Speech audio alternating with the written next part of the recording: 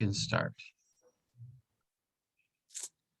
Yeah, so I'm excited to teach this one because personally I find it very fun. I learned some of this material when just doing like Hilchot Ishut with the Rambam like a couple years ago, and like on the surface, even beyond the fact that it's I think like a really interesting way of like examining how we constitute transference of ownership and like intent. It's also just very silly circumstances. But yeah, I think it's helpful to situate this siman as kind of a continuation of the last couple simanim have sort of been about like a disambiguation of the scenarios around kiddushin, right? Like about like what are the lashons that we can use such that like this is definitely like we definitely know what's happening here, and what is the like who has to do the nitina, who has to do the amira, what does this look like, what's being said. We covered that, and for the purpose of the siman, we're mostly assuming that those things are being done in the more kind of like simple, like vadai way, in the sense that like the man is the one giving the thing. The language that we see being used is like vadai kiddushin language. And so the questions here, the primary questions in the siman, are questions around what constitutes reception, what constitutes properly like receiving the kiddushin, and what constitutes consent. Obviously, so we've already covered the fact that like the woman has to be like willing, has to consent to the kiddushin. And as we're already aware, and as the siman, just further elaborates, the idea of consent that we work with here is obviously not the enthusiastic consent that is often encouraged when talking about the concept today. It is often a much more tacit or kind of like ambivalent consent / the absence of like a firm rejection. And I think it's helpful for us to like when looking through these, think about the context of how we value the outcome, right? That we see in the Gemara multiple times this concept that it's useful for a woman to be married no matter what, that this is some kind of like relatively unambiguous good. And so if we think that it's like a pretty unambiguous good for a woman to be married, then like unless she has some very strong objections, in which case we hear them, she's going to be mekudeshet.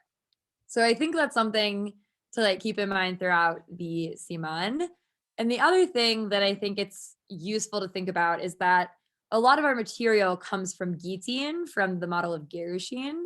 And so something that we'll see, be explicitly commented on is to what extent we can actually extrapolate perfectly from cases of Gitin or Gerushin / in what cases that paradigm diverges from Kiddushin. So yeah, I think it's useful throughout the siman to be kind of trying to like envision the actual scenarios. Personally, some of them are very cinematic. I think that the ones in the Rishut Harabim are kind of like, an old-fashioned like duel standoff where like the cowboys go out into the street and like whip out their gun, but instead it's like a get or like a shavapruta. But yeah. So logistically, right. So we're going to do 2 shirim for this. I apologize, and that I think what probably would have been most consistent is to just give you all of the Gemaras and relevant things for like the first handful of Sifim, and then do that in the Gemara, Torah Shulchan, and like Torah Shulchan Aruch.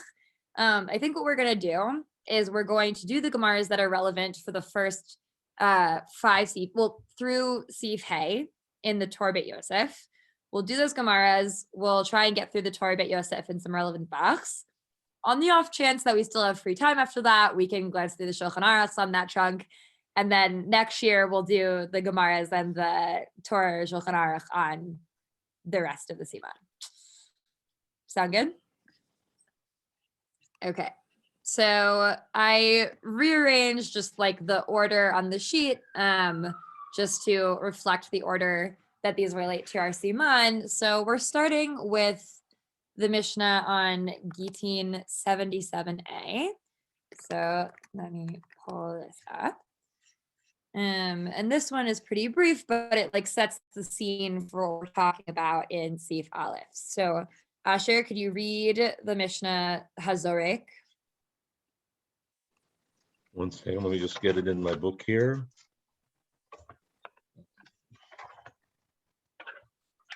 Hold on, sorry. No worries. I can also paste the text into the chat because it's not super long. No, why am I not finding it in here?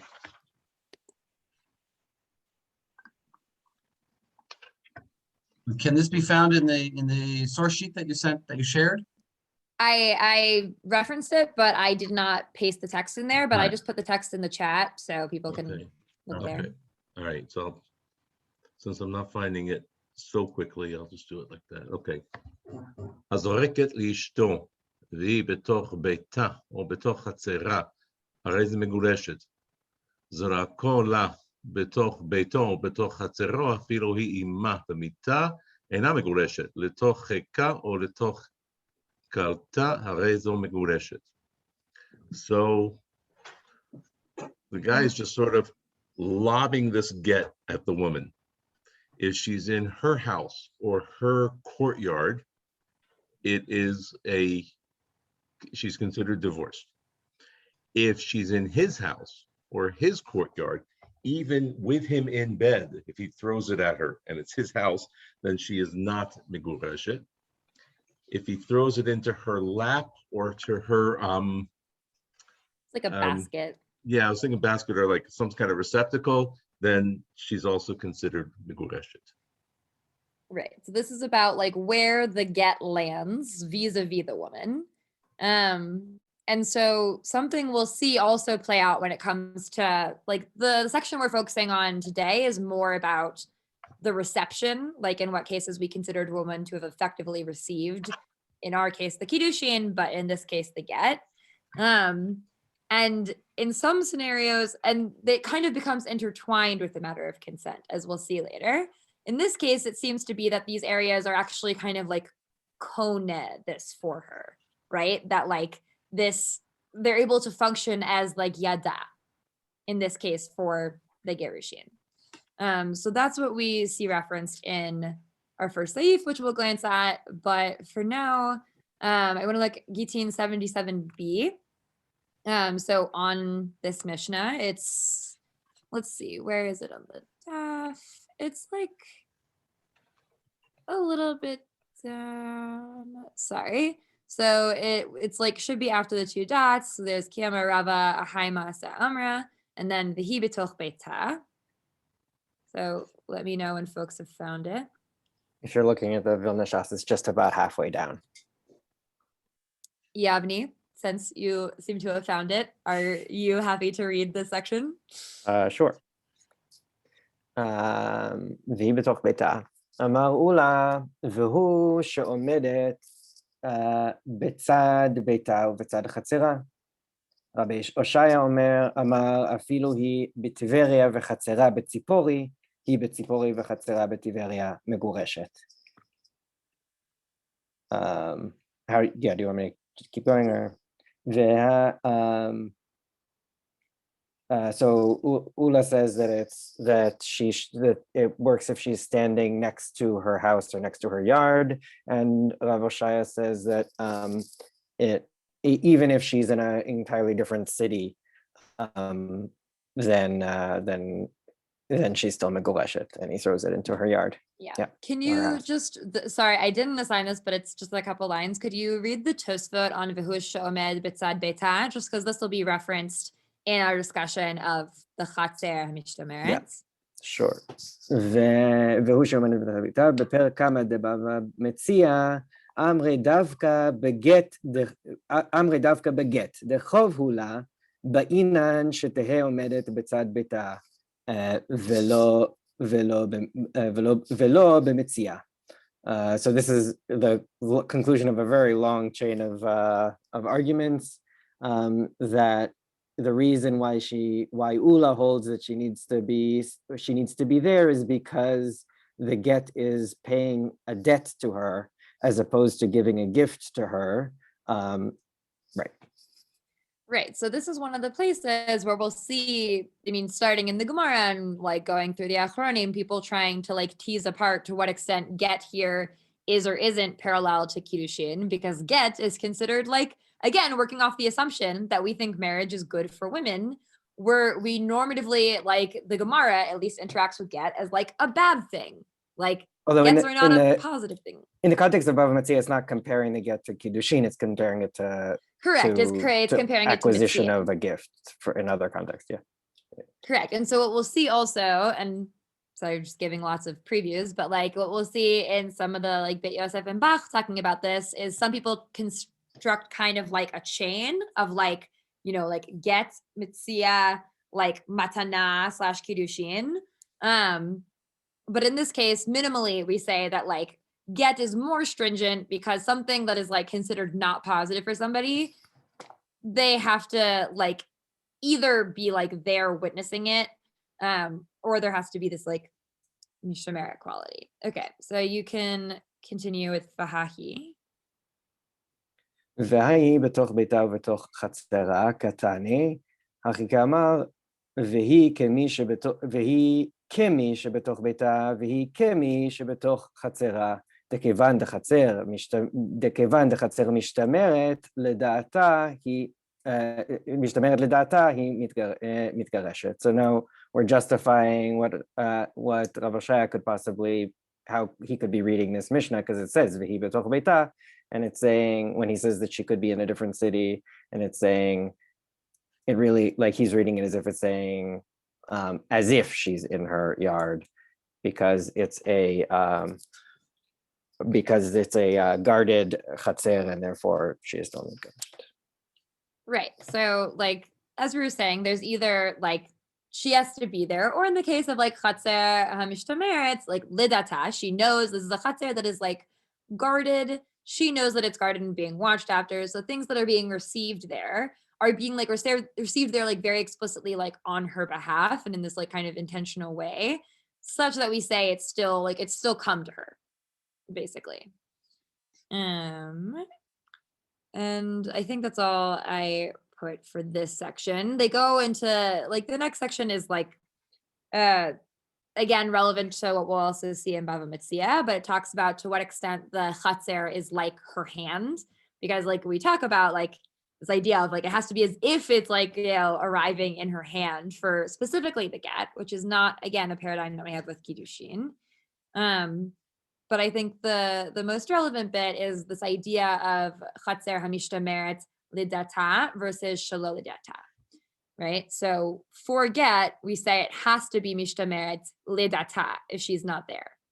That's the only way it can be like k'mish betoch beita. But if it's just mishtameret, but like not in accordance with like her knowledge or some things she can control, it wouldn't be effective, at least in this scenario. Do folks have any comments or questions? Masha? Oh no, not a hand. Yes, that was a hand. Okay. I find it very strange to imagine the time lapse between when she receives the get, when she's not physically there, and when she knows that she's divorced from whoever is guarding it, or however she gets that notification. It's definitely weird. I've been like trying to envision like how exactly the scenario plays out. Like I'm feeling of like mishtamer lidatav, like, okay, there are like people, it is like guarded in some way, people who are like coming in and out of this space. And so like, essentially it's like he told her, by the way, I'm going to be like dropping off your get like tomorrow. And she's like, oh no, I'll be on a business trip. But like my associate who stands, you know, by the gate of my chatzer can receive that for you. Or like you can place it in there. I guess it's explicitly not a person receiving it, but like you can place it in there. The guard will let you through. Like, cool. But it's like, it feels like when it's mishtamer lidata, it's kind of like more coordinated with her in that way, that it feels like it's less happening completely outside the bounds of her awareness. Yeah. Joel, what do you have in hand? Yeah, I was trying to think of the best analogy, like in the modern day world. I think not everyone has these, but you know, those mailbox slots that are in the mail goes into your door, and then maybe like you get like an email, right? The post office says, "Here's the mail you're getting for today." It kind of, I think, is like a modern analogy. Maybe I don't know if that. No, I think that makes sense. Mm-hmm. Ilana? I mean, I think to me the modern day analogy is in the legal system. There's something called service, which means if you want to sue somebody, they have to get a document into their domain that's saying they've been served. And I think there's like a whole body of law that's like, have you been served properly? Have you not been? And people will try to run away from service provider. They will literally run away or drive away, and then the service providers are chasing them and throwing it at their feet, saying, "You've been served." But I think it's a question of like, how do we? I think it's about whether a reasonable person could think that it fell into her hands and that she got it. Right. I think that's a really useful comparison. And also because something that we clarify that's different about get than like a matana or kiddushin is that a get can be given prior to the takana of Rabbeinu Gershom, like Baal Korcha, right? That like you could be served regardless of whether you want to be served. Like somebody will do that. Whereas these other things, like you have to want to receive them. Which is again a place where we see kind of like the paradigms diverge. So we'll see how that ends up actually affecting our halacha for our cases of kiddushin. Do people have more burning thoughts on this one, or I was going to say, I think it's an objective standard. It's not whether she, like, we know that she got it. It's like, what is some reasonable objective standard that we can say she got it? Yeah, I think that's a good way of phrasing it, right? That we don't want it to be like so subjective and case by case when we can say that a woman like effectively received her get, because this is like very like Giti and Dafka are like very serious, and so we like want to be very sure about what's happening in those scenarios. Well, I think some of the Makorot that you gave us further on kind of back that up with, if he just throws it at her, but he doesn't actually say, this is your get, then it doesn't count. So the whole focus there was her awareness. And even if he gives it to her when she's asleep and she wakes up and reads it, it doesn't count until he takes it and gives it back to her and says, this is it. So yeah. I think that sort of backs up what we're saying right now about how her awareness really is it seems to be the focal point. Right. So we have, and again, like that's something that certainly will carry over to Kiddushin, like a sense of like, I mean, in Kiddushin, like Dafka, you really do need to be like aware and conscious of what's happening, because like you need to be able to consent to it. And on the other hand, there's in some ways a lower standard, because as we've been saying, like we think people want to be mikudeshet. We think that's like a generally good thing. And so we're a little less worried about what happens if there's like a slight, you know, a not totally clear case, I think, in Kiddushin than in Gitin, where again, the consequences are a lot more severe. Okay. So this is like Dafka, the ones about throwing like into her chatzer, like into her house, into her lap. So now we go into the ones that like become a little iffier. So we have the, you know, standoff in the Reshut Harabim, or maybe not Reshut Harabim, as we'll see. So this is near the bottom of 78a.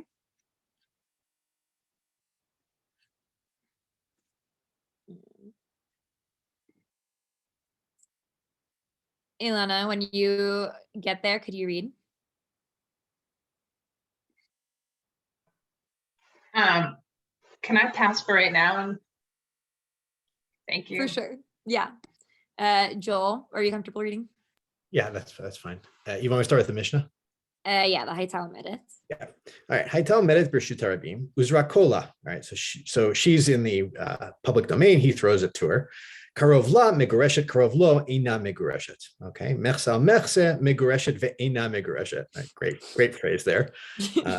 But should I keep going with it, or do you want to skip the rest? And just the next three words. Yeah, v'chein linyan kiddushin. Right. Same thing if he's got the tabat of kiddushin and he throws it. It depends on if it's 50-50. It seems mekudeshet ve'ina mekudeshet. If it's on her side, she's mekudeshet. His side, it's right. It's a weird way of saying, like, I think everyone ends up holding that means like suffix, blank, but like it is a little weird that it doesn't just say like suffix megureshet or suffix mekudeshet, as opposed to she is divorced and she is also not divorced. Yeah. I mean, the Mishnah in Yevamot seems to equate that with suffix kiddushin, right? Yeah. Exactly. Yeah. So. Yeah, that like we don't need to look through the Yevamot. I mostly brought that as comparison to this, that it kind of like I think clarifies the language a little bit. And some of the Rishonim are like, why didn't it use that same language here? I honestly don't remember what all the answers were.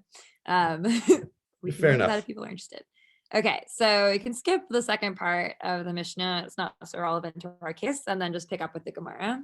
Okay. Hechidami karovla, hechidami karovlo. So what's the case here?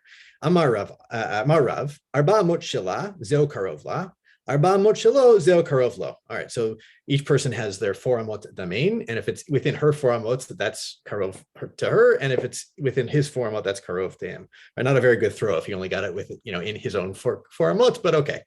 All right. Wait a second. Hechi dami mersa mersa then, right? If it's only about the arba amot, all right.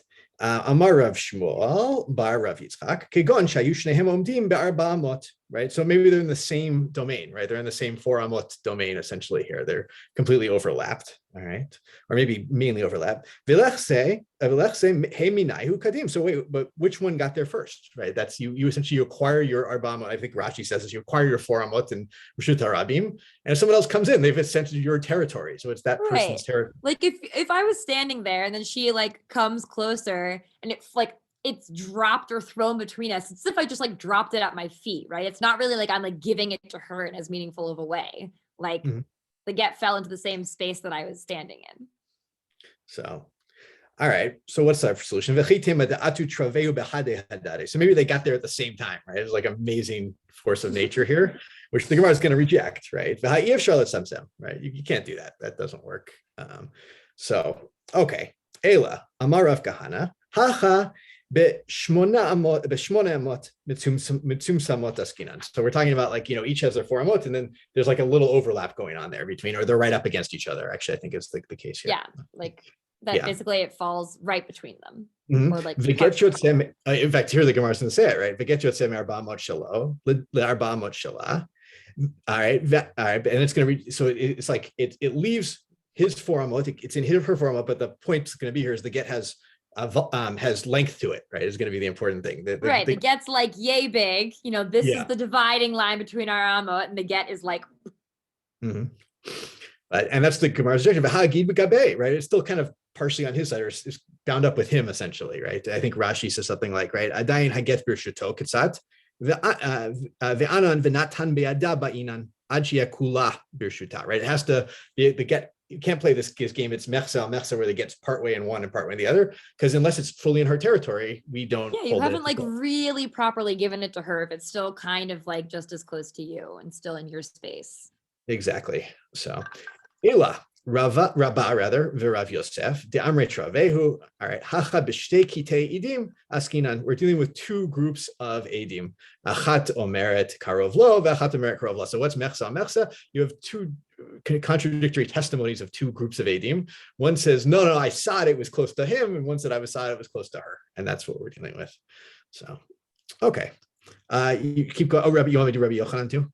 Yes. Yeah. So also just a thing to keep in mind when we get this Gemara is like how we think that like Rabbi Yochanan's statement relates to the bit that Joel just did, because that'll be a bit of a machloket. Joel, could you go back to the mechsa? It's like you didn't finish the sentence. So if mechsa is 2 groups, just tell me how just play it out for me. Yeah, I think it's right. It's 2 groups of edim. One said I saw it go in her 4 amot, and one said I saw it go on his 4 amot, essentially, and so therefore they can't agree of where did it actually land. Which I think this goes back to what Asher was saying about like wanting to kind of have a clearer definition of like mechsa al mechsa being about the scenario where a get falls precisely like in the middle of like 8 amot, or when they arrive in the same space at exactly the same time, is like a really hard thing to like define. Whereas when there's like a kat of adium that says I think it was closer to her, and a kat that says I think it was closer to him, like I would just, I'm sorry, go on. No, I was just gonna say that was both more likely to happen, and I think easier to like deal with. Mm-hmm. I would add to this that Adam create reality, or the reality. If you had Adam and you had a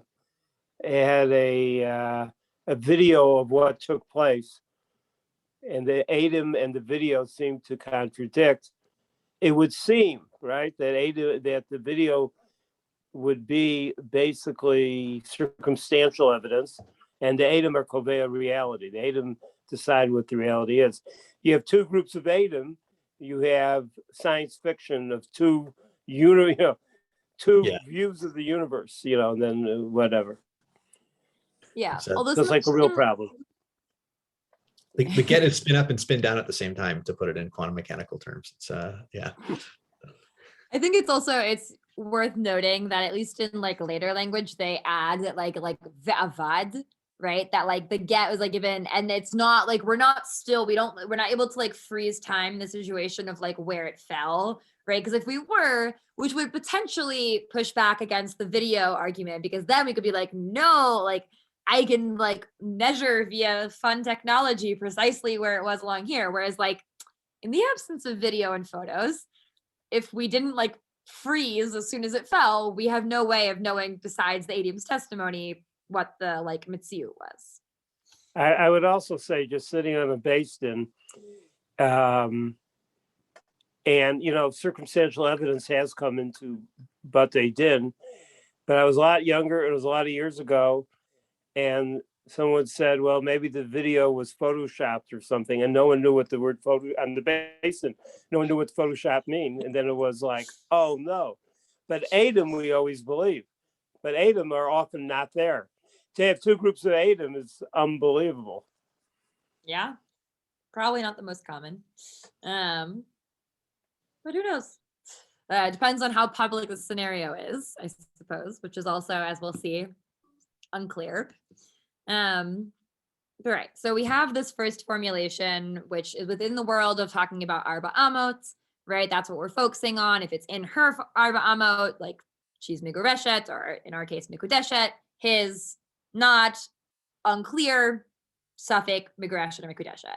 So now we have Rabbi Yochanan either coming to add his own interpretation or disagree. I have like 2 minutes, but I'll see if I can do it. This is all right.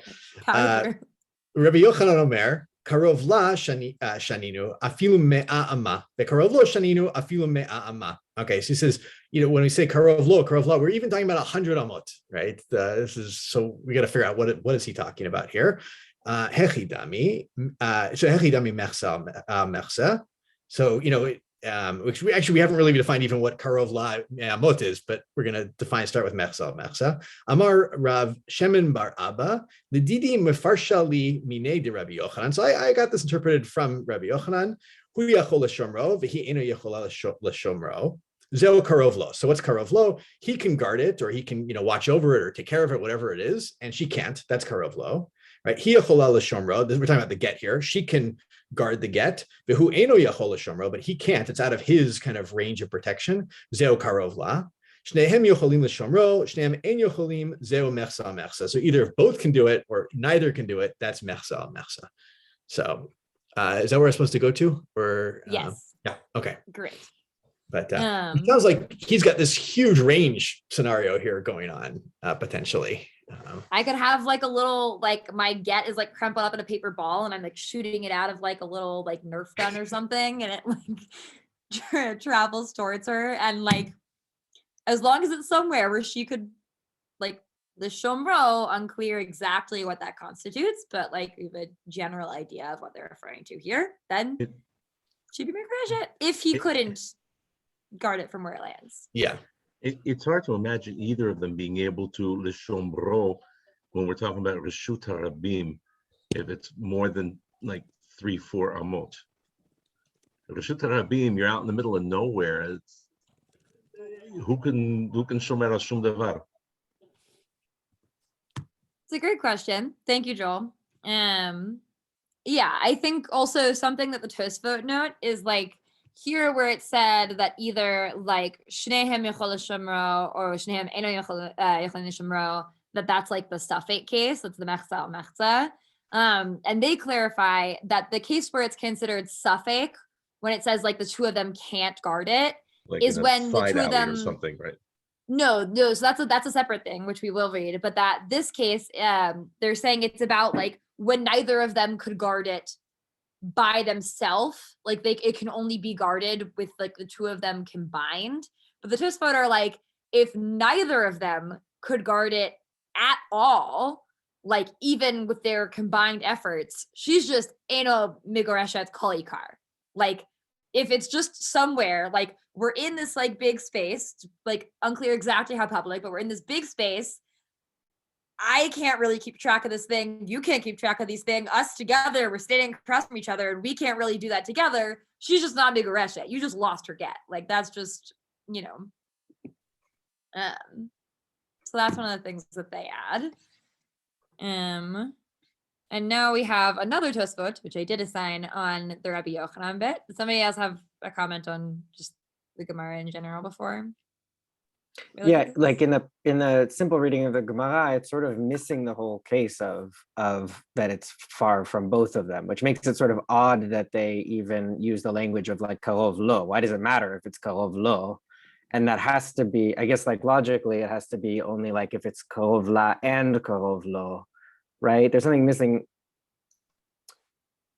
What Why do does you it matter mean? if it's karov lo that she's not miguleshet? If it's not karov la, then she's not miguleshet at all because he hasn't gotten it to her at all. If he throws I it out, think it's saying somewhere like the reason that she's not Migoreshet is because Karov Lo, right? That like it's relevant saying that it's Karov Lo because that's the reason that it doesn't why does it need to constitute be within his being- four amot if he throws it out somewhere else entirely?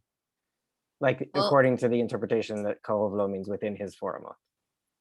Well, again, so that's like one of the, I mean, if we're also like talking about in the 4 Amot one, depending on how like Dafka we're being about it, like if it's like this very kind of like linear space and it's like in his like 4 Amot, it's closer to him. If it's in her 4 Amot, it's more in her space. If he like chucks it off to the side, like they don't talk about that. Presumably that would be a case where she's Eina Megoreshet, right? It doesn't Right. have to be Which is the same Karov- result as if it's so. What does the karov lo come to add? I think it can only be coming to add like if it's also karov la and karov lo, she's still not miguleshet. That's the only logical, unless there's something else. Yeah, I mean, I think again, it depends on how we're reading the two different kind of like approaches here in conversation with one another, whether they work together or like fundamentally like different approaches. But yes, I think like basically the shot of the 4 Amot one is that certainly she is not Vadai Mikoreshet or Vadai Mikudeshet unless it falls like by her within her space that is just hers. Like that's the only scenario where she's like Vadai Mikudeshet or Mikureshet. Right. I mean, can I jump in here? I offer a linguistic explanation. What I think in the Mishnah, the first interpretation is saying that karov means in her realm, in her 4 amot. That's what it means karov lo. And karov la and karov la. And karov lo means in his realm. And if it's not in, if they're 20 feet apart and it falls anywhere that's not within 4 amos of her, then she's not Megureshet. Then why do we say? My question is then why do we say karov lo eina miguleshet? That's my question. You're saying it's not only karov lo, it's also anything that's not And karov right. la. Because Yeah, I would say. I mean, would I just think chalk part that, I would of- just chalk that up to parallelism in the Mishnah. The Mishnah's I desire mean, to no, be fair. A, parallelism in the Mishnah, and I think B, it's also just, sorry, Ilana can speak. I just want to make a quick comment. I feel like this 4 Amot scenario is imagining one where they're closer to each other. In contrast to the like Rabbi Yochanan of one of like, even if they're like way far apart, that I think part of what we're talking about is that this is a scenario where they're not super far apart from each other. So there isn't such an in-between space. Like even if you're not going by the 8 Amot, like specifically like Samuch, like they're relatively close to one another. So there actually isn't such a space that's like a no man's land where it's not at all her 4 Amot or his. So I think in some hands, just like using like Karov Lo as like shorthand of if it's not Karov La, it's probably Karov Lo. Ilana? I was going to say, Yavni, I don't think I fully understand your question. So I was wondering if somebody could help me rephrase it a different way. But I think to me, isn't it a question of who bears the risk in this situation where there's uncertainty, who bears the risk? And it's the man because he should have done it properly. He could have done it well. Isn't that what we're saying? What do you mean bears the risk? In a case of uncertainty or a lack of clarity about the meaning or the legal significance of his actions, on whom does the error lie or does the fault lie? Like, does she pay the cost or does he pay the cost? And we're saying he does. Well, it's not clear what cost. I mean, isn't like to the extent that like he has to make sure that if this get somehow is destroyed, he has to give her a different get if it didn't successfully arrive by her. But also, like, what if I instead of said cost, what if I said bears the responsibility? yeah, I mean, but in general, the man, like, I feel like just like in pretty much all of our discussions of like Gerushin, like the man bears the responsibility. Again, before we get to talking about Rabbeinu Gershom, I Right. feel like beyond talking about this, like everything about get, since only the man can give it, is No, the no, I man's know, but aren't we just going through? Okay, then can you help me? Ilana, understand I how think we- I agree with you. I think I agree with you in principle, and that's why I'm surprised. And that's exactly why I'm surprised that the Mishnah is set up as a exactly parallel case. Like, I don't think it should be symmetrical, but it's being phrased as symmetrical. But Yavni, I think the that the Mishnah doesn't say that he has. I think we just have to assume that he has holds the. I think that the first reading of the Mishnah is kind of forced. I think Rav Yochanan's reading is much more straightforward, like the language of the Mishnah. And the first reading, where we're saying it's specifically talking about the 4 amos, is almost like a later halachic. We have this halachic concept of 4 amos, and we're superimposing it into a Mishnah which doesn't have that concept. That's the way I see it. No, I agree. I don't think the shot of the Mishnah is that it's talking specifically about a 4 amot scenario. I think it's literally like, who is it closer to? Like, who is like, did it meaningfully reach her? Right? If I like chuck something and it basically falls like a foot from my feet, I haven't really given that to her. It is mostly still by me. I'm with you all, and I think that has to be the assumption that we make, but I don't see that in the Mishnah's language is symmetrical, and that's what's odd to me. Like, I think the if it were Mishnah's really language is about- also symmetrical because, I mean, it's easier, right? It's like easier to Fine, but they could memorize have and had a work parallel with. and said קרוב לה מגורשת, לא קרוב, אינה קרוב לה לא מגורשת, right? So No, but that wouldn't make sense according to Rav Yochanan. That would not fit Rav Yochanan. Rav Yochanan says we have to assess where has it fallen? Has it fallen closer to him or to her? It can't be close. It can't be not closer to her. In other words, not closer to her means closer to him. It's a binary world. It's either on one side or the other. There's 100 feet apart. It's being set up as symmetrical, which is not the way we're discussing it, and that's fine. But also, I think that there's another interpretation for the Mishnah, which is not mentioned in the Gemara, which is that we're interested in what the intent of the husband is. If he didn't throw it to her, he didn't really intend to get it to her. He threw it. He didn't do a good throw. He just sort of threw it to himself. If he like dropped it at his feet, as that's you not say, really the him Gemara like giving doesn't- it to her. Right. It's hard. How are you putting in the intent? The Gemara doesn't seem to say. No, I intent. think that's like No, we the don't Gemara need doesn't we learn don't that need way. the Gemara to use the language of kavanah. I think again, like this is part of why I think it's like really useful to like try and actually like envision these scenarios and like what it like looks like.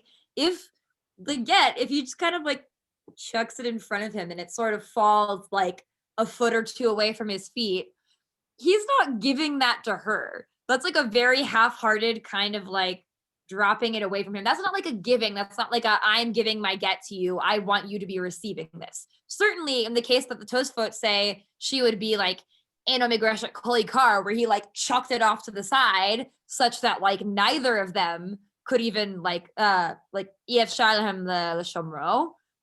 That's him seemingly indicating that he's like not particularly willing to give this get if he like chucked it far away such that like neither of them could even really interact with it meaningfully, right? So I do think it's about kavanah. I think that's part of it. I think it's about kavanah and it's about acquisition. I think that those are related.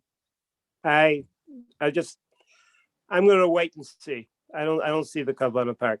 You get served, as I said before, you get served. It's on your reshut. It's on your reshut. I want to add one thing. You have kids running after something, that was tossed. What does each kid scream as they're running towards it? I got it.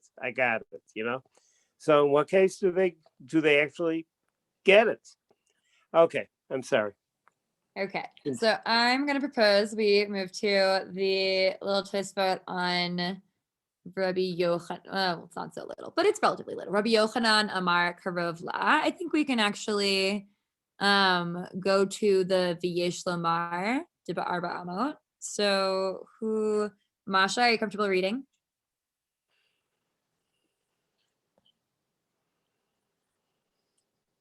So we're on the Rabbi Yochanan Amar Karav Lashaninu in the Tosfot. Hang on, everything jumps all the time. Sorry, I can't hear you. You can't hear me? Can you hear me now? Yeah, I can hear you better now. Did you say skip to the Lamal? So this is on the same daf that we've been discussing, just the Tosfot on Gittin. Did you say to not read the whole thing, just to read the second half? Yeah, Is that what you sorry. said? So in the Tosfot, starting with the V'yesh lamar b'arba amot shela.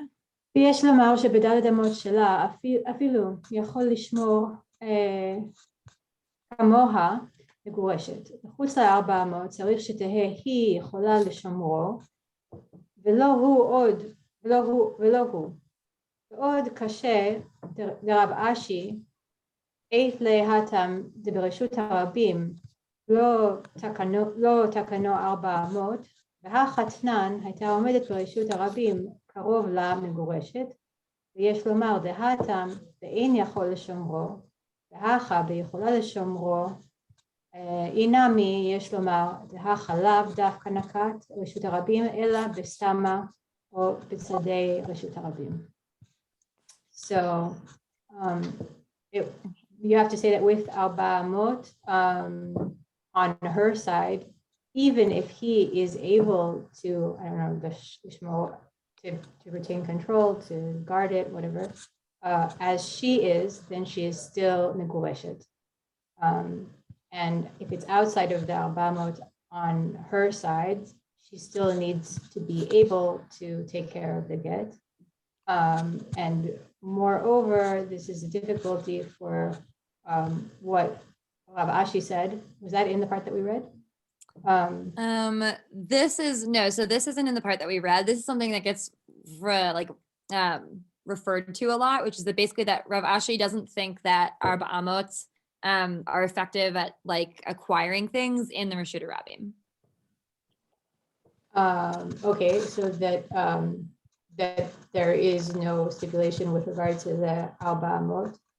And in this case, I guess our scenario where it's thrown in the middle,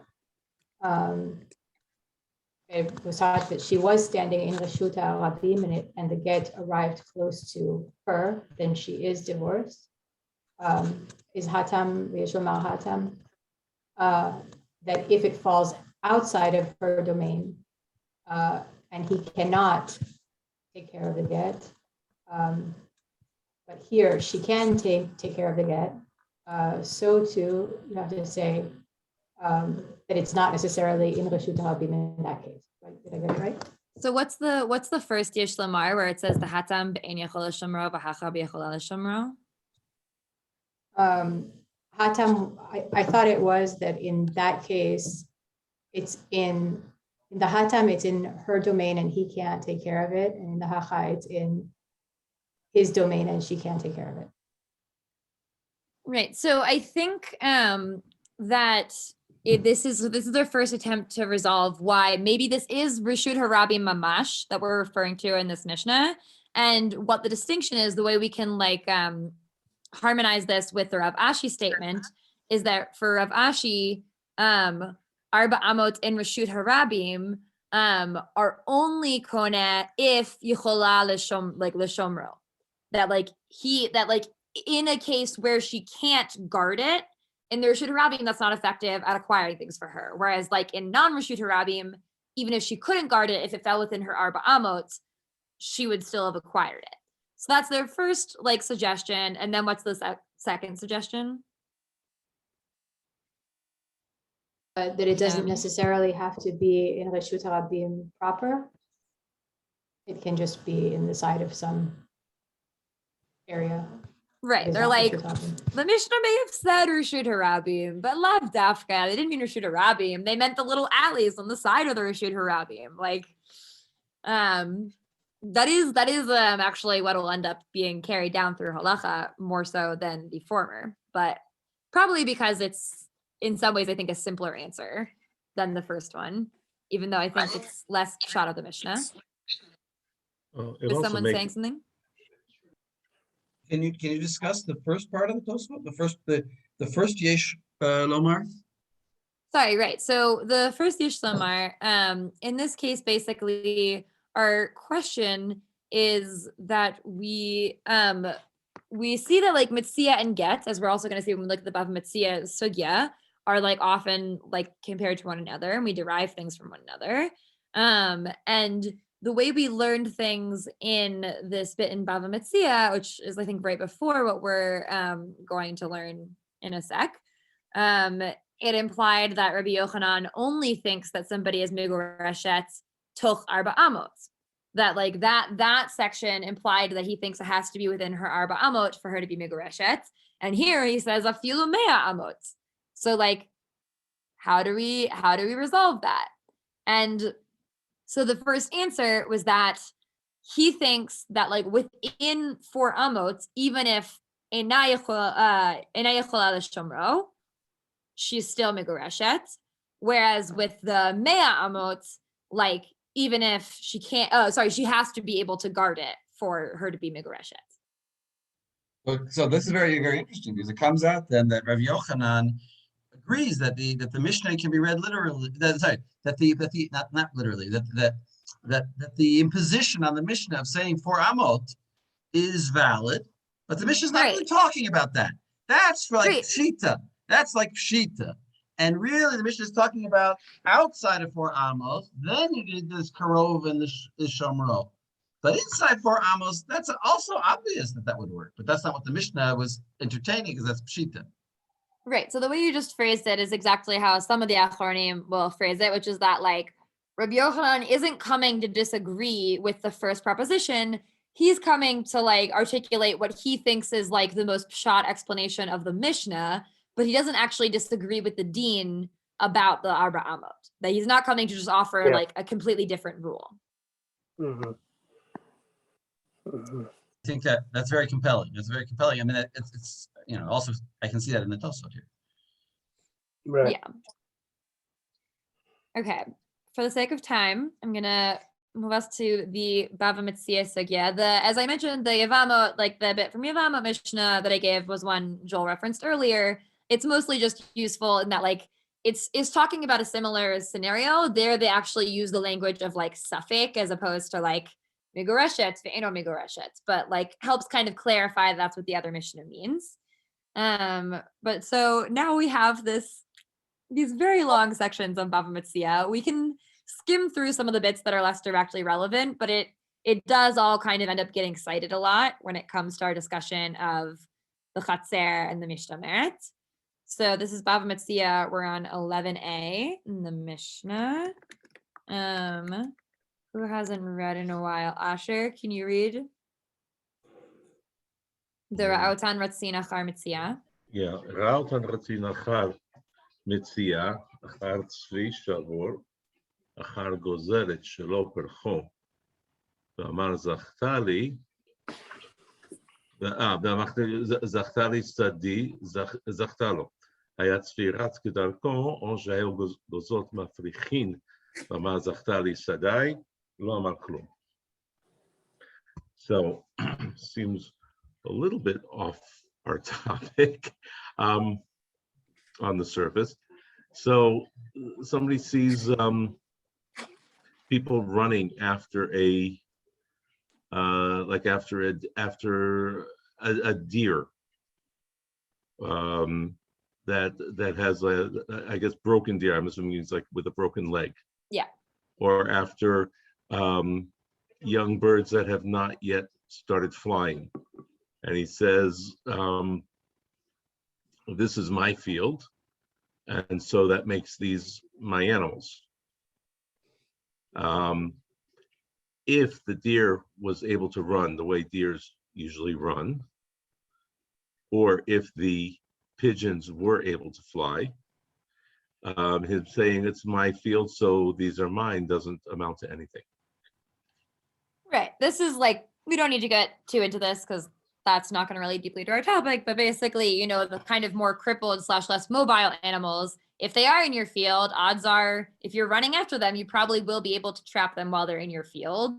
Whereas like a normal healthy deer that's like sprinting across your field, like she's not in your field, she's like crossing your field. It's not like Hefker that's really staying in your space. But Okay, so this is about Mitzia, as our Mishnah would imply. So read from the beginning of the Gemara. Okay. Amar Rav Yehuda, Amar Shmuel, והוא שעומד בצד שדהו. So Rav Yehuda says Shmuel is talking about this is when the owner of the field is standing next to his field. ותקני לי שדהו דאמר רבי יוסי ברבי חנינא, חסרו של אדם קונה לו שלא מדעתו. But the difficulty with this is, like, shouldn't we say that owning a field,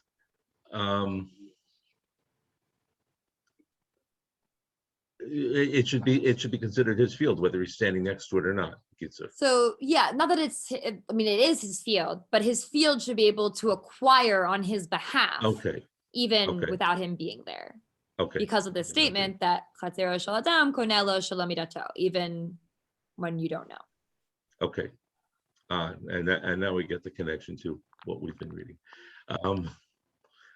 Okay, so if it's his field, then it is his acquisition, whether he's there or not, whether he knows about it or not. Hani mila b'chatzer המשתמרת, אבל חצר שאינה משתמרת, היא עומד בצד שדהו, איני לו לא.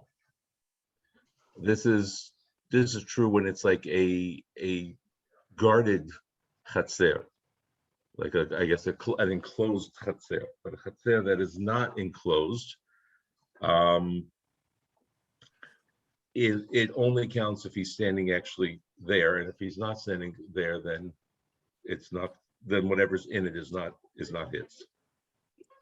Right. I think the idea is like a chatzer that is somehow like enclosed / has like things to safeguard its contents, like something that is placed or arrives in it is likely to stay in it. Mhm. Whereas like something that is completely open, that has nothing like guarding it, like, okay, it happened to be in your chatzer, doesn't mean it'll be in your chatzer when you get back. Whereas like if you're there, even if there aren't other safeguards, you're the safeguard, right? If I'm standing right there, like I'm the one kind of being like, this is the thing in my chatzer. So what we've established is that for Mitzia, you need to have either chatzer mishtameret or omed betziro, like one or the other. Do you want to continue with the next fairly long chunk of Gomara that we'll do, or do you want to hand it off? Either is fine. I can go either way. If you want to give it to somebody else, I won't be offended. Or if you want me to read it, I can. I'm easy. How about you take it away, and if you feel like handing it off, we can switch at some point. So we're picking up a little bit further down. So we're picking up v'chein amar ula. So we're skipping this bit about sheaves. Hold on, let me find v'chein amar ula. So it's near the bottom of the Okay, page. got it. All right. וכן אמר אולה, והוא שעומד בצד שדהו, וכן אומר, רבא בר חנא, והוא שעומד בצד שדהו. So Ula says that when we're talking about a guy who's standing next to his field, Rava bar Chana says that the acquisition is only in this case when he's standing next to his field. Yeah, I think they're saying the same thing. Like Ula, this is just kind of like bringing in, where like we cited this thing of Rav Yehuda in the name of Shmuel. By the way, in case you're interested, Ula and Rabbi Bar Chana have also articulated that same opinion. Okay. Itavei Rabbi Amma le'ula, מעשה ברבן גמליאל וזקנים שהיו באים בספינה, בא רבן גמליאל, איסור שאני עתיד למות נתון ליהושע. So Rav Abba raised an objection to Ula, and he says it happened that Rav Gamliel and others Kenim were on a ship, and Rav Gamliel said that I'm gonna give my tithe, my 1/10 that I haven't yet measured out, but I will measure it out, and I'm giving it to Yoshua, to Rabbi Yoshua ben Hanania. Is that? And then Okay. Umukumo. Yeah, hold on. Umukumo mukhshar lo, hold on. Umukumo muskar lo, ואיסור אחר שאני עתיד ללמוד נתון מעקיבא בן יוסף, כדי שיזכה בו לעניים כמו מוזכר לו. And the place where I'm tithing, okay, I'm a little lost on this part. So Just a this little is bit. just basically the location of Okay. where that 10th that I will tithe in future is like located, is growing. That like location in the field is Mhm. like currently rented to Rabbi Hoshua ben Hanania. And then the same situation with Akiva ben Yosef, who in this case is acquiring Maser Oni, which he'll distribute to the poor. Okay. וכי רבי יהושע רבי עקיבא בצד שדהו של רבן גמליאל הוא עומדים. But were Rabbi Yehosha and Rabbi Akiva standing next to the field at the time? And the answer is no. אמר לי, דמי היי מרבנן, כדי לא גמרי שמעת. And he said, I'm assuming that he is Ula, Mhm. said, so it would seem to me this sage of ours didn't really study the halacha. Right. Initially, Wow. Ula is just like completely dismissive. He's like, that's not even worth me responding to. But we see that this is repeated elsewhere where people do deem it worthy of a response. So, Yata L'Sura. כי אתה לסורה, אמר לו, אחי אמרו לה, ואחי עוד ויתה, אמר להוא מרבנן רמת גמליאל, מטלטלי אגב מקרקעי הקונה להם רבי זרע, קבלה, רבי אבא לא קבלה. So when he came to Surah, he said, this is what Ula said, and this is what I said back to him. And one of the sages there said, well, Rabbi Gamliel transferred ownership of movable property. So, you know, so Rabbi Zera accepted that. Well, so But- how did he transfer movable property? Sorry, by renting them the land. He transferred the ownership of the property by renting them the land. And Rabbi Zera said that's fine. Rabbi Abba did not accept it. Right. So this is the defense of Ula, who didn't Right. feel the need to defend himself, but this is like, that's not relevant. This is like, you know, in the case, this is about acquiring something via having like acquired land. That's like not relevant to the conversation we're having that like Ula is saying about like standing next to your chatzer. But Rabbi Abba is not satisfied with this as a response.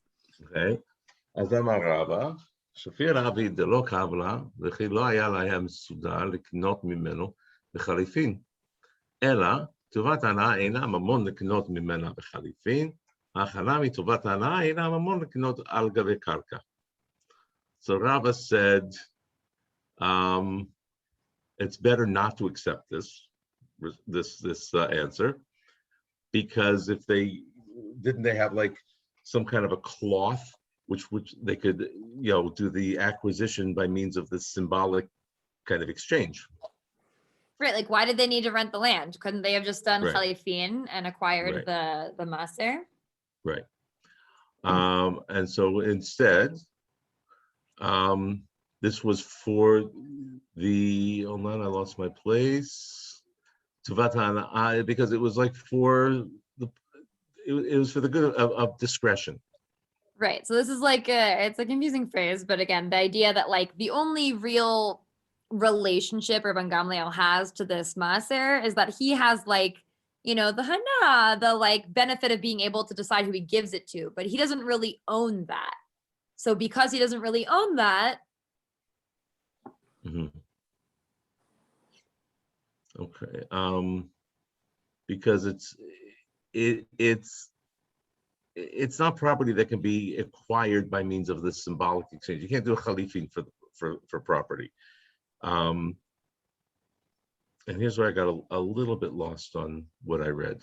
Like I So then understood the words, I didn't understand the connection between them. So we just said like why didn't they just do Khalifin? Like that would have been simpler. Like if the whole thing that's happening here is like them acquiring the property, and by virtue of having acquired the property, acquiring the metaltalin with it, like they could have more simply just acquired it via a sudar with Khalifin.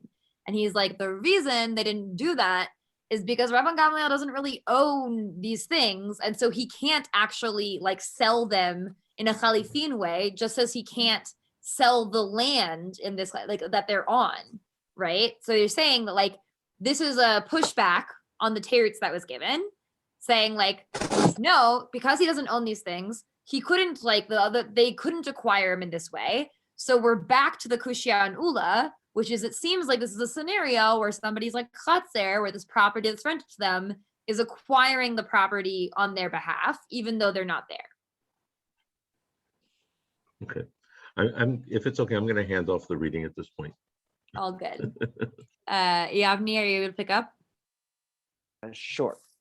Rav Papa Amar. So I think we're at Velohi. sorry. Velohi matanot keuna netina ktiva behu khalifin derech mekach umemkahu metaltelin agav makarka netina alimtahi. So this is I guess the stammer of the Gemara coming to say, to object to Rava's defense. Rava's defense of Rabbi Abba. What Rava was saying is that just like he couldn't transfer them with selling or with Khalifin the maaser because it's not really his. So too he also couldn't acquire it to them, transfer it to them using this trick of kinyan al gabe karka. And the stamas, yeah. Oh, sorry. Yes, that was Rava's argument. Yeah, sorry. And so what Stama says is that's not true. Indeed, matanot keuna have to be netina, but and Khalifin is the way of buying and selling, and therefore you can't do Khalifin with them. But metaltelin agav makarka can still be matana. Right. The Khalifin is very businessy or whatever, and so that you're not allowed to do with tithes, but letting people acquire it via land actually really does fit within the framework of netina. So no, that could have been what's happening here. It doesn't prove anything about a chatzer being kona things on your behalf. Right. So now we have Rav Papa. Rav Papa Amar dat acheret makne otan shani. So Rav Papa agrees with the Stammer, but is coming to defend still to defend Rabbi Abba in saying no, actually, coming to defend Ula in saying that there's we have a different difference between the case of the Mitziah from the case of Rabban Gamliel, in the case of Rabban Gamliel has the intention of transferring it to them, and therefore, which is different from the case of the Mitziah, where there's no one who's intending to give it to Ula, and that's why Ula has to be there to have that intention for himself. Which I think makes a ton of sense intuitively when we think about people acquiring things versus transferring things. The difference between I have to be there to see this deer in my courtyard or whatever, because who else is dealing with that? Who else is facilitating that becoming mine in any meaningful way? Whereas here, Rabban Gamliel is very intentionally transferring this to these people. Okay, none of them are standing there, but it's his property and he is giving it to them according to his own dad. Like a very different scenario, which I think makes a lot of sense. Yeah. Okay. Yeah, should I keep going or? I'm trying to think whether it's worth. I would skip. Okay, Amar le Rav Shimi le Rav Papa. Sure. Amar le Rav Shimi le Rav Papa. Hare get דעת אחרת מקנה אותה, ואמר אולה, והוא שעומדת בצד ביתה ובצד חצרה. So Rav Shimi is coming to object, is challenging Rav Papa's explanation and saying, but you're saying Ula is only saying in the case of the Mitziah that he needs to be there because there's no da'at acheret makne, but Ula in our place in Gittin said that she needs to be standing by her chatzer. And that's also a case where there's a da'at acheret makne because the husband is going to transfer to her. Shani get de'ite ba'al kocha. First proposal, maybe get is different because it can be ba'al kocha, whereas the mitziyah is different. Matkif la Rav Sheshet bari de Rav Idi ולא קל וחומר הוא, מה גט דאיתי בעל כורחה, היא עומדת בצד ביתה ובצד חצרה אין, היא לא, מתנה דמידעתי, לא כל שכן, you would have the opposite. Yes, they're different. That's making a distinction between the case, but you would expect it to have the opposite result because if it can be without her permission, then why should she need to be there? Whereas the matana it needs to be mida'at, then all the more so you would expect that they would need to be there. Ela amar Rav Ashi, chatzer itrevai mishum yad velo gara mishlichut. So rather, Rav Ashi says that the chatzer is like an extension of the hand, and it's no worse than a similar case with a shaliach. Gabei get dechov hula ein chavin laadam ela befanav. Gabei matana dezchut hulo. Yavni, could you just read back before? I don't have it in front of me. So, does it say yad? What term does it use? It says it says yad. Yeah, itravai mishum yad. And yad. Okay. And how are you relating that to shlichus? What it says is the full phrase is Ela amar Rav Ashi chatzer itravai mishum yad velo gara mishlichut. But it's two different concepts. Okay. Right. That like the chatzer is itself not shlichut, but it's like, has a similar status in this respect as shlichut. No, but the yad is yad would seem to be stronger than shlichus. Right. That's what they're.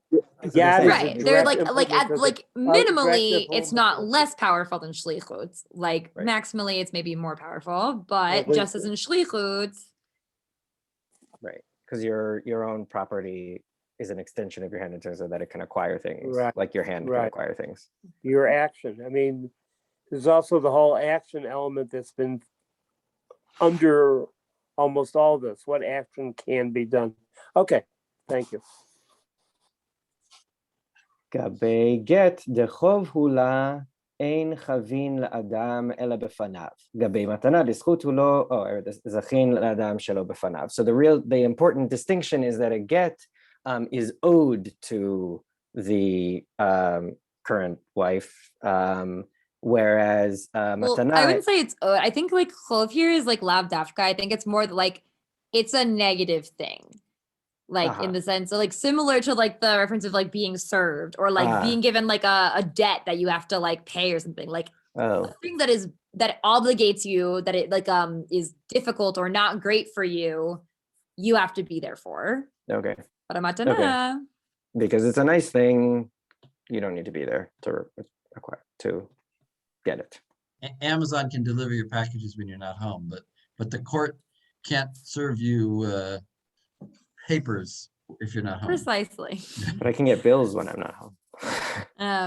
Yes, Alana, that is exactly the presumption, right? That like the assumption, which is not always true, but that like, a get is less wanted than a gift / as we'll extend kiddushin. Okay. Shkoyach on Asher and Yavni for getting through the very long Gemara. Let's take a 5-minute break, and when we come back at 10:15, we'll do some Torah Beit Yosef.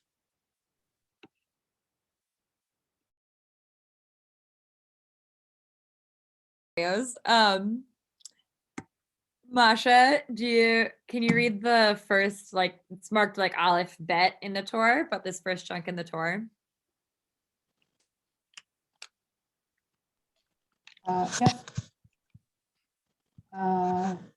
אוקיי.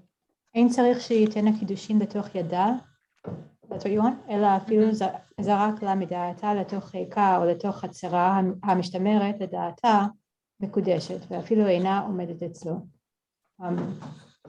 He doesn't need to give the Kiddushin into her hand. It's exactly the same scenario that we have transferred now to Kiddushin from the get. But rather, even if he throws it to her when she's aware into her lap or into her yard, her guarded yard, and she is aware, then she is Mekudeshet. Even if she is not standing slow, presumably in his domain. Yeah, even if she's not staying next to her courtyard. Her courtyard, sorry. ואם היא עומדת ברשות הבעל, צריך שיתנם לתוך ידה או לתוך חיקה. השאילה הבעל מקום חשוב, הרי היא כשלה, ואם זרק לבו קידושיה מקודשת. היא במקום שהשאיל למקום חלוק בפני עצמו, שיש בו 400 על 400, או שגבוה 10 טפחים, ואין בו 4 על 4, או שהוא חולק בשמו, אפילו אין בו 4 על 4, ואינו גבוה 10, אינו שואל לה, ואם זרק לה שם, הקידושין אינה מקודשת. If she is standing in the husband's domain, then in that case, he needs to give them, he put the Kiddushin in her hand or into her lap. And if the husband has lent her some particular important space, then that is as if it is her domain. And if he threw it to her in that lent space, then she is Mekudeshet. If it was in a place that they shared, that had within it more than the designated 4x4 amot or 10 tvachim of height,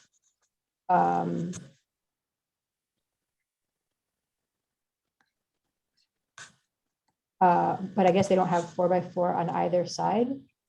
Yeah, basically, like, that's not, we don't need to get like particularly bogged down in it, but essentially if there's like a significant place within the area that he is, you know, like loaning to her, that place is not considered, doesn't like come with the rest of it, you know? So that place isn't hers. And so if it was like chucked onto that specific spot, she's not Mikudeshet. Okay, so here it's a smaller space than the one that we had imagined previously, I'm guessing, and not a larger one. Yeah, I mean, so we're not in the Rishut Harabim scenario yet. We'll get to the Rishut Harabim scenario. This seems to be happening primarily like within courtyards. So I want to just to, you know, go back to what Asher was commenting about before we began. If people want to look at the first Bach on this siman, on the Insarich Sheyetena Kiddushin, we see Ella Ratzalomar. So let me know if people have it. Just like a couple lines down in the first Bach.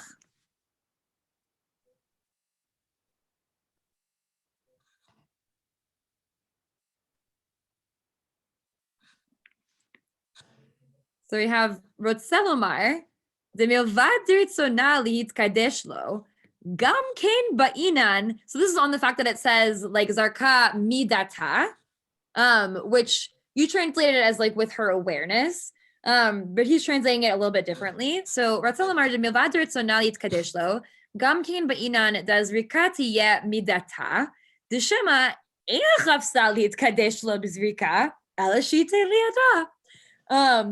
So what the Bach is saying, it means when it says like Zarka Midata, is that even if she had already agreed, like even if she like is like willing to be like Mikudeshet to him, if you're going to do it in this manner, she has to be like, yeah, chuck me the ring.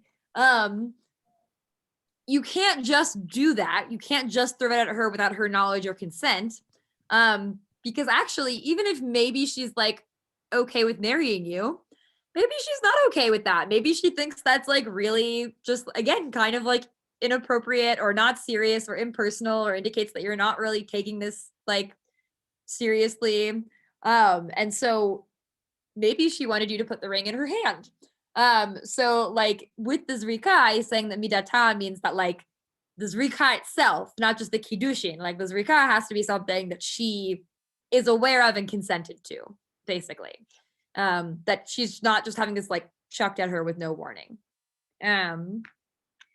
Okay, so I want to look at, right, I want to look at some chunks in the Beit Yosef.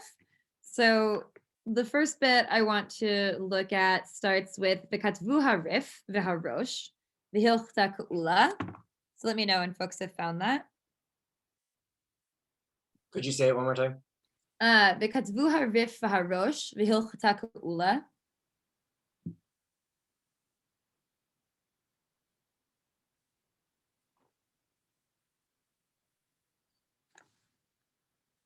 Give me a thumbs up when you've gotten.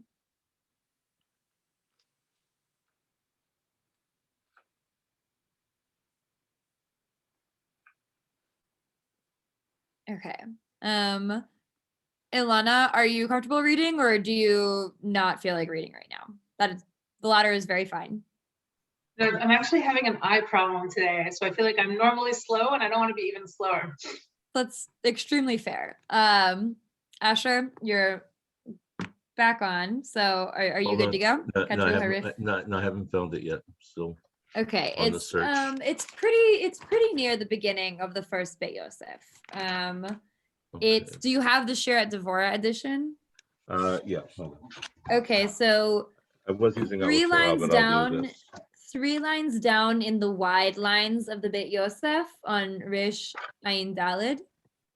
3 lines down in the wide lines, Rish Ayin Dalid v'katvu harif. Hold on. 3 lines down on the wide. Ah, you mean the second set of wide? Okay. Oh yes, sorry. Okay. וכתבו הריף והראש.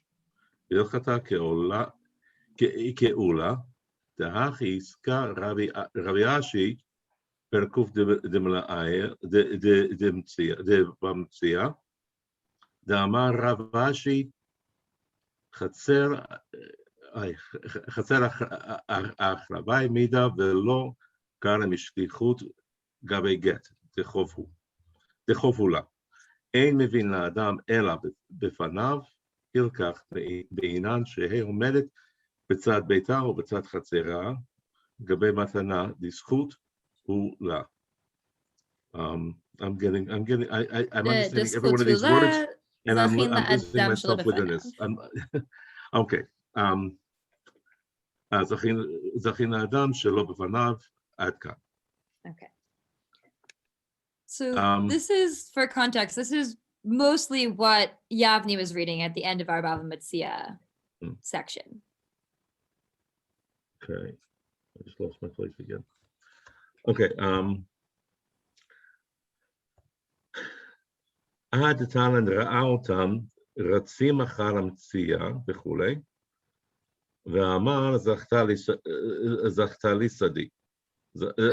זכתה לי, oh, sorry.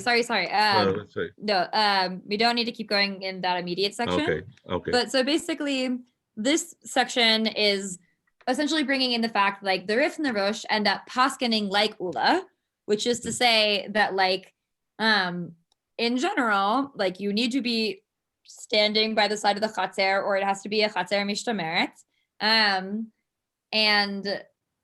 Or no, actually, I think that Ula would say, even if it's a chatzer, mishtameret with specifically get, he's saying like you have to like in chavin la'adam shala b'fanav. So like they hold that with get, like the person essentially needs to be present, and that doesn't apply in the case of matana. So now, sorry that we're bopping around a little, but in the same Beit Yosef further down, we have v'katav harosh kiokach ba'inan omedet. So this is the whatchamacallit. This is 4 lines before the even wider lines. Yeah, I found it. All right. V'katav harosh ירקח באינן עומדת אפילו בחצר משתמרת, גם אם מתנה דזכותו לה. זכין האדם שלא בפניו, ירקח מועיל במציאה ובמתנה חצר משתמרת, אפילו אין עומד בצד חצרו, תזכין האדם שלא בפניו.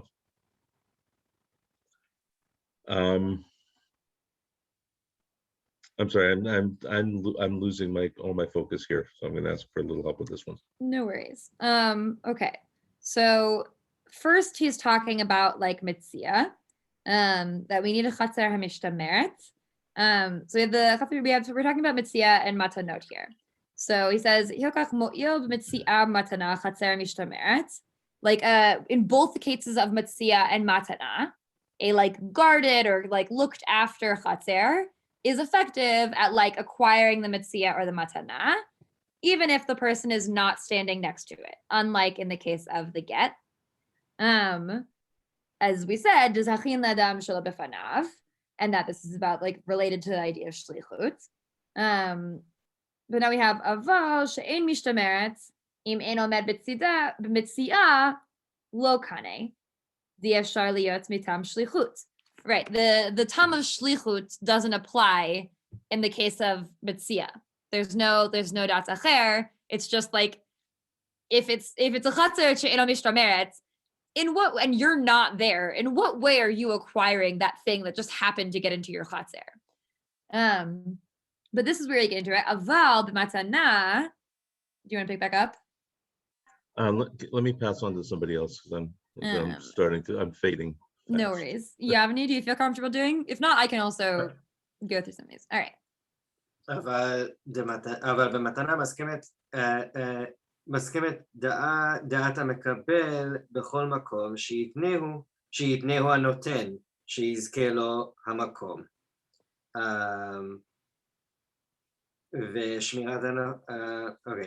ושמירת הנותן חשובה לו כשמירתו, הילקח קני אפילו אין עומד שם. Whereas in the case of someone giving a gift, the receiver is assumed to have is assumed to agree with the intention of the giver, that they will give it to them in any place. And therefore the like guarding the intention of the giver is considered just like the guarding intention of the receiver, and therefore the receiver has received even if they aren't standing there. Exactly. Yeah. And then the next bit is just like a couple lines later, mashma de kiddushin lematana damu. Right? So we're saying that kiddushin are like a matana. So within the Rosh's paradigm, right, we have get, which you need to be there for, like mitzia, which you need to either be there or have a chatzer mishtameret, and then matana, which you don't even need a chatzer mishtameret. That actually the idea of this, there being this other actor who is like performing this for you, like serves the same function as the chatzer mishtameret is in the case of the mitzia. So for the Rosh, you don't even need a chatzer to be bishtameret at all. And so the next section that he talks about is that the Rif doesn't bring Rav Papa's like insertion in the Gemara, which is the one about dat acher shani, that like when there's another person involved, it's different. And so we assume from that the Rif doesn't necessarily distinguish between mitzia and matana. But the Beit Yosef has a kushya on the Torah, because if you remember, the Torah said chatzera hamishtameret lidata.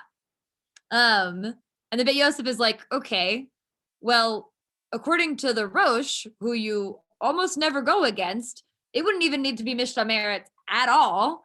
And according to the Rif, even, who's like a little more stringent than the Rosh, it would just need to be mishtameret, but not mishtameret lidata.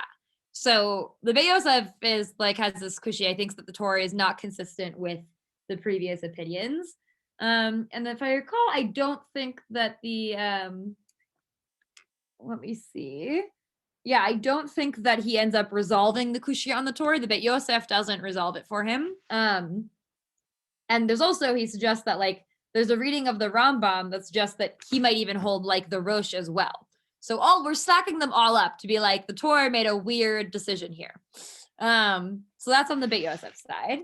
And then the Bach gives a terut. So I'll read this since I did not assign specific Bachs. So this is on the Bach, in Bet in the Bach. If you're in the Sheret Dvorah, it's like 6 lines up from the bottom. Lifi aniu dati nireh.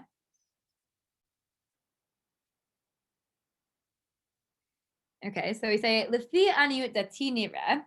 Rabbeinu Svirale da'afal gav de kiddushin lematana damu לעניין זה דדת אחרת מקנה אותו מכל מקום לא דמה למתנה לגמרי.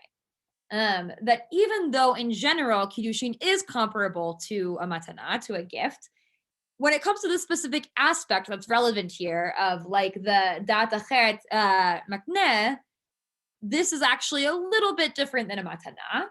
The ila matana makneh ve'eno koneh davar, aval kiddushin makneh hakesef leisha ve'koneh et ha'isha. So like there's a difference is that like in the case of a matana, like a thing is only being like you are quote unquote selling, like giving away a thing. But in the case of like kiddushin, like you are giving your kesef so it be acquired by the woman, and you are acquiring the woman. That there is another step happening here that doesn't happen in the case of a matana.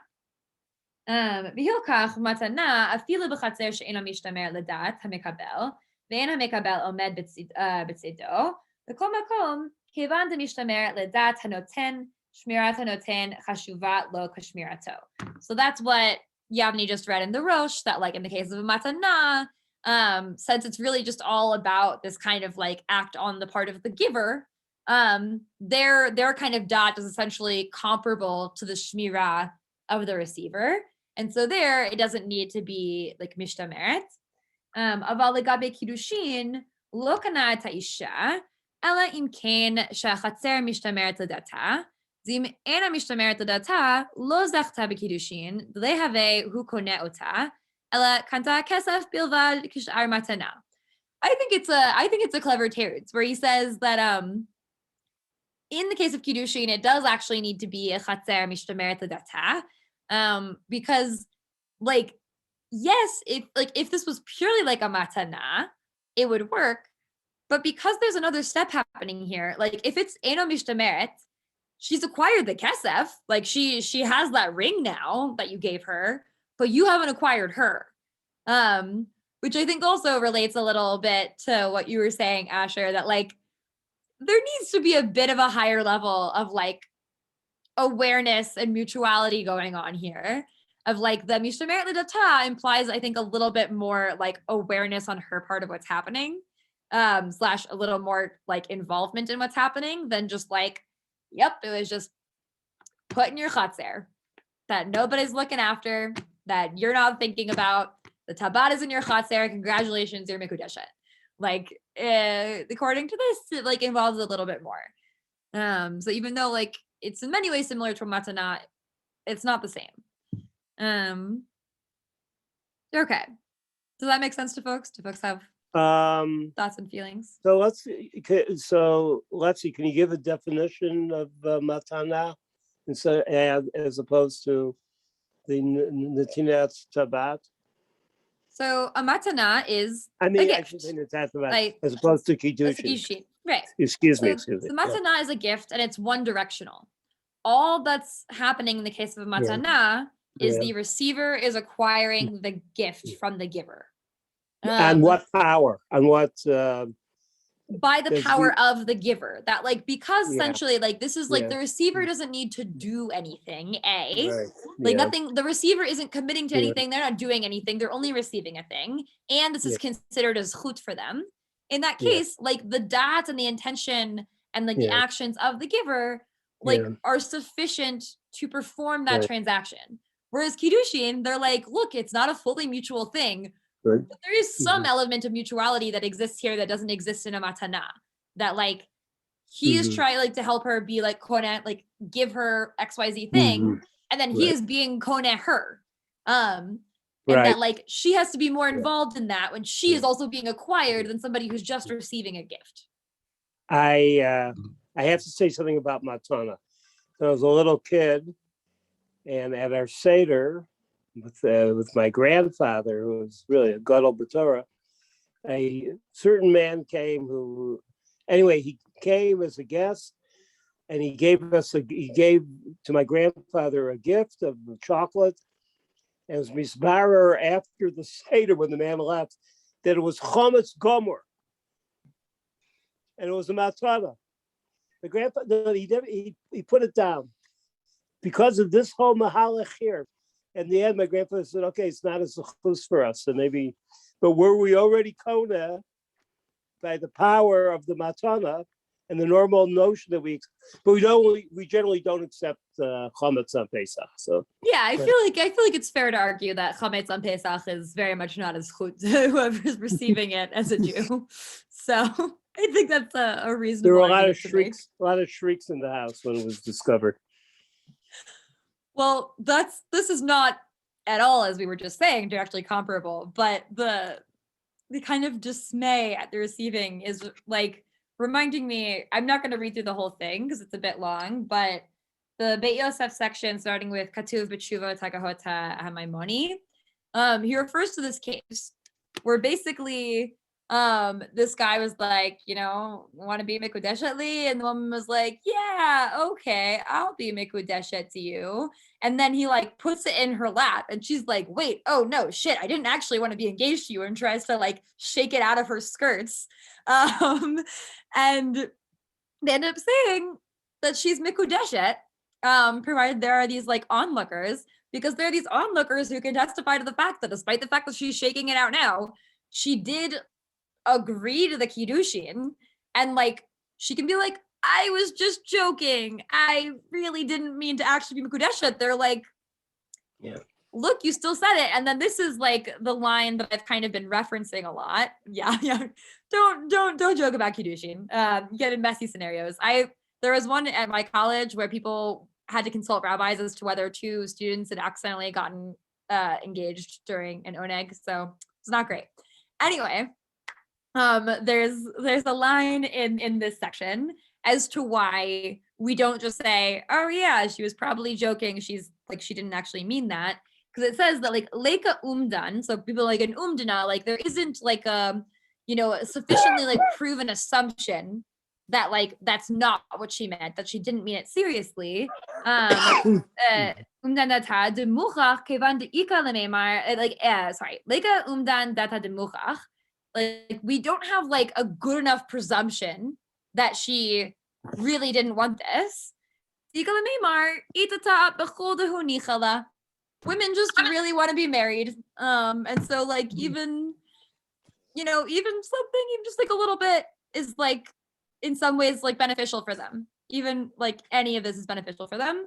So even if it seems like she was joking, we kind of take her seriously.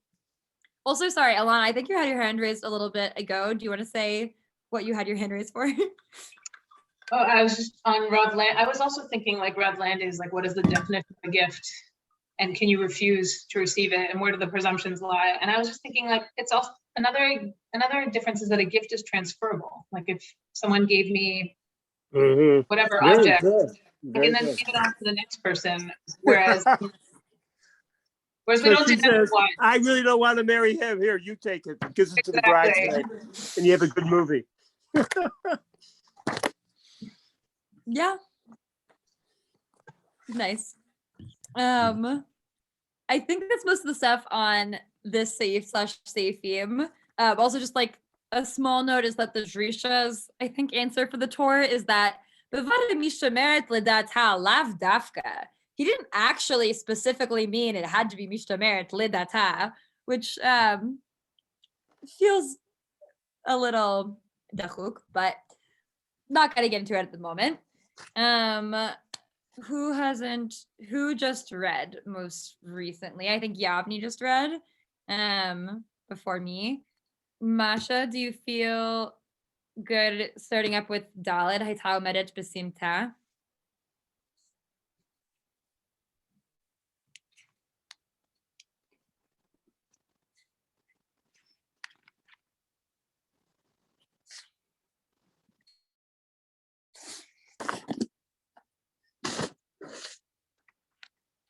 Okay.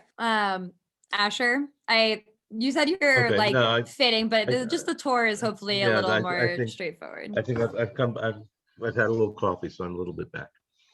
הייתה עומדת בסמטה או בצידה רשת הרבים, וזרק לתוך 4 אמותיה מקודשת. ואם נשארו תוך 4 אמותיה, רגע, ואם נשארו בתוך 4 אמותיו, אינה מקודשת. אפילו נכנסה היא לתוך 4 אמותיו, כיוון שקדם הוא לתוכן, זכה בהן והן שלו. So she's standing on this alleyway or next to the Rashut HaRabim. I would still think an alleyway is still considered Rashut HaRabim unless it's like inside, but okay, So it's not and- considered like proper Reshut HaRabim. right. Although I remember we were reading earlier that maybe the Rashut HaRabim that they were referring to when they said Rashut HaRabim. And he throws it within 4 amot of her. She is Mekudeshet. But if what he throws stays within his amot, then she's not Mekudeshet. Even if she walks into his 4 amot, כיוון שקדם הוא לתוכן, I'm not sure what that, כיוון שקדם הוא לתוכן, I'm not sure what that means, because he pushed it forward to into her amot. Since he got there first, since he arrived at those first. כיוון שקדם הוא לתוכן, okay. Then it's sort of his, and he sort of wins it, and it's his. Right. So like those, he arrived in those 4 amot first. Those are his 4 amot. Doesn't matter if she goes into them later. They're still his. Okay. Also, Alana, there are more formal definitions of what constitutes Reshut HaRabim, both when it comes to how many people have to be in a space for it to be Reshut HaRabim, and also how like big the space. I think it's like, isn't it like 16 amot wide, like big like boulevards basically. It is actually like, as opposed to a simta, which is like kind of like a smaller side street. So yeah. I'm also noticing right now in the Ala Torah site, I don't know if it's also in the Full Torah, but the Shulchan Aruch is defining simta as shvil shel yachid. Mhm. Interesting. So All right. So in the Beit Yosef, I don't think we need to go through this because we were talking about it while learning the Gemara, but he basically just cites that the Rosh, we were talking about like what purpose Rabbi Yochanan serves in that Gemara, right? And so it seems like the Torah is bringing the first part of the Gemara, the like Arba Amot section as halacha, and is part of like explanation of why we see, he says, V'katav harosh, the Rabbi Yochanan lo ata lefluge adarav, ela b'perusha d'matnitin, aval l'inyan dina lo paligale d'shapir itle d'im zarak get atoch arba amotea, she migureshet.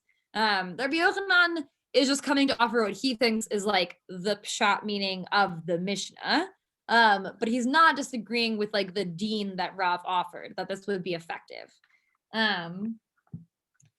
And so that has to do with our Arba Amot, but we also have the question of the Reshut HaRabim, right? As we've just been talking about. So like the Torah here used the language that the Tosfot suggested, right? Where they were like, well, didn't Rav Ashi say that Arba Amot aren't makneh in Reshut HaRabim? So how could it be actually Reshut HaRabim? The answer, they gave the first answer, which we saw wasn't carried down. The second answer was it wasn't like lav dafka Reshut HaRabim. Actually, it's these little side alleys and things like that. So that's what the Torah has brought here. But the Bach, I'm going to get something aval midat harambam. If you're in the Shirat Devora one, it's 4 lines down in the skinny chunk of the Bach on Rishayin Vav. Aval midat harambam. שהביא רבינו בסמוך, מבואר דסביר עלי דארבע אמות, קונות ברשות הרבים, גבי קידושין, וכן לגבי גירושין.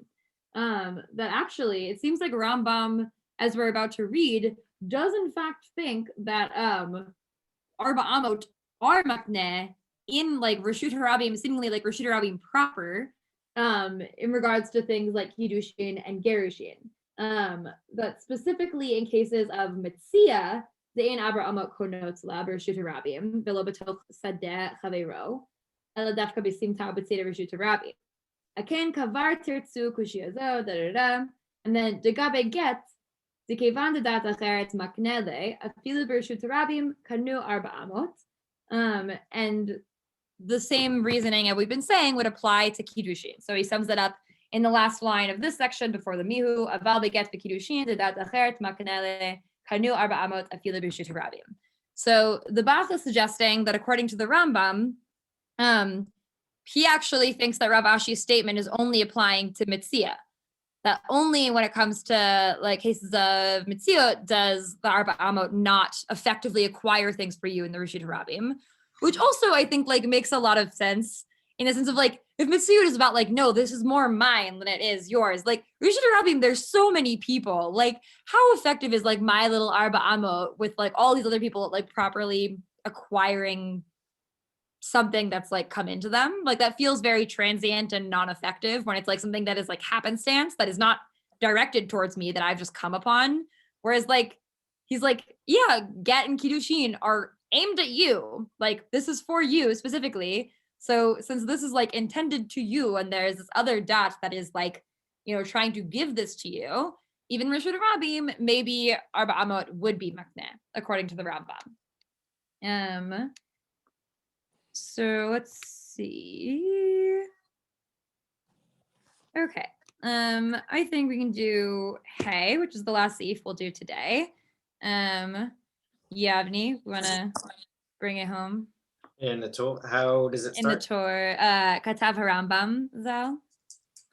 Okay, we're in the Torah. Yeah, we're back in the Torah on Hey. היו שניהם עומדים ברשות הרבים וברשות, ברשות הרבים וברשות שאינו של שניהם וזרק לה קרוב לה מקודשת, קרוב לו אינה מקודשת, מחצה על מחצה, או שהוא ספק אם קרוב לה, הווה ספק קידושין. כיצד קרוב לו וקרוב לה, כל שהוא יכול לשומרו ולא היא, זהו קרוב לו.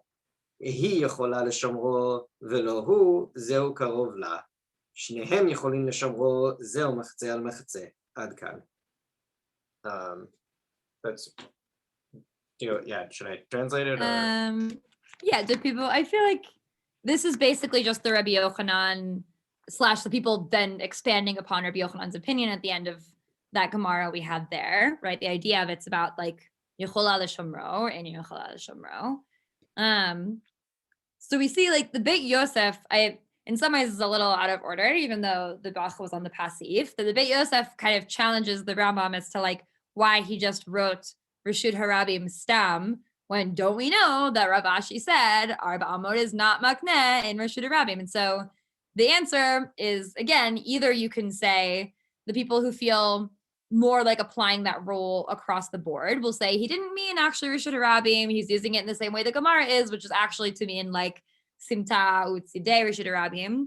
Or you can answer like the Bach and be like, no, vis-a-vis Kiddushin, the Rambam does think Arba Amot is makneh and Reshut Harabim. And the other thing that Beit Yosef notes is that the Rambam who brings this ruling dafka, unlike the Rosh, thinks Rabbi Yochanan is palig on Rav.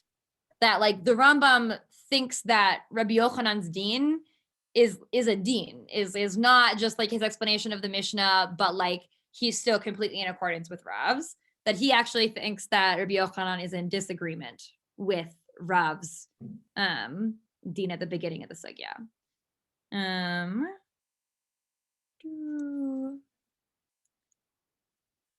Okay.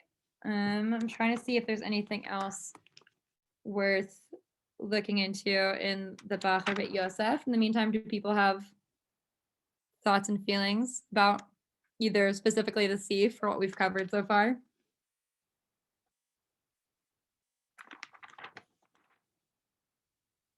You want to take, just suggesting, you want to take a look at the Prisha Chet? It's kind of reworks it in a nice way, I think. Oh yeah, I underlined some of this. Okay, so we have the Pri Shachet, Katav HaRambam Zal, Hayishneim, Amdim Rishit Rabim. So this is what Yavni just read. So Perush Tayunu Simta Utzidei Rishit Rabim VeHaRambam Enos Lever Hadin Shel Arba Amot de La'ayel Aval Rabbeinu Sover Gam Kein Hadin Shel HaRambam Dahayinu Im Zarak Kiddushin Karov La Ukarov Lo הוא חוץ לארבע אמות של שניהם, זה לא שייך לנאמר 4 אמות זכין לה, תלוי במי שיכול לשומרו. ולכך לא כתב רבנו והרמב"ם ז"ל כתב דהיה משמע שרבנו אינו סובר הדין של הרמב"ם, ואין בדרישה. So basically he suggests that the Rambam, which goes in accordance with what the Beit Yosef said. If the Beit Yosef understands the Rambam as believing Rabbi Yochanan is Polygon Rav, then that would suggest Rambam doesn't hold by the Arba Amot Din, right? So the Rambam Dafka thinks that this is how we determine who's Kona, who it's close to, whereas from the way the Torah brought these two dinim, the Prisha is suggesting that the Torah actually holds by both of them, and that So the word Gamkein becomes very important there. The little Gamkein. right, that like that he thinks that both these are applicable, that the Arba Amot one applies when it is within her Arba Amot or his, like in these basically closer cases, and the Din of the Rambam, when it's not within Arba Amot, it's still applicable to ask the question of like who is able to like guard this, that can still be effective in affecting Kiddushin. Yeah, also, the Drisha like really goes into the whole Rabbah Rishut Harabim thing, like mamash like extensively, and I just enjoy the line Im Kain al Korcha Rishut Harabim Danakat Bidafka, who is like, I really don't want to say it. It seems counterintuitive, but it seems like the Rambam did actually mean Rishut Harabim, like mamash, not just like side alleys and the sides of the Rishut Harabim. Right. I'd like to point out that the Prisha, same author, is prior to the Bach, and the Bach looked at him very carefully. So sometimes you get the Bach's worked it out well what the Prisha and Drisha is saying. On the other hand, Prisha and Drisha sometimes says it more baldly or something, that sometimes you want to look at both. That's all. No, it's very useful. I've found them to be especially useful in Evan Heiser. But yeah, I think we'll stop here for today. I think next time, are we meeting next week, or are we on during Hanukkah? Yes. Okay. What does Rabbi Danzig say? I have fingers up. I don't know what Rabbi Danzig says. I was gonna actually ask if people are able to. Are people able to? I think so. I mean, it's at a Also, time. not all here. Maybe I'm wondering if we should send an email Yeah, out, because maybe most of the class isn't here A right lot now. of folks aren't here, so maybe send an email and see how folks right. are doing. I'll send an email, but we'd like to, if people should tell us if they have a problem with it. Okay. just a quick question on that last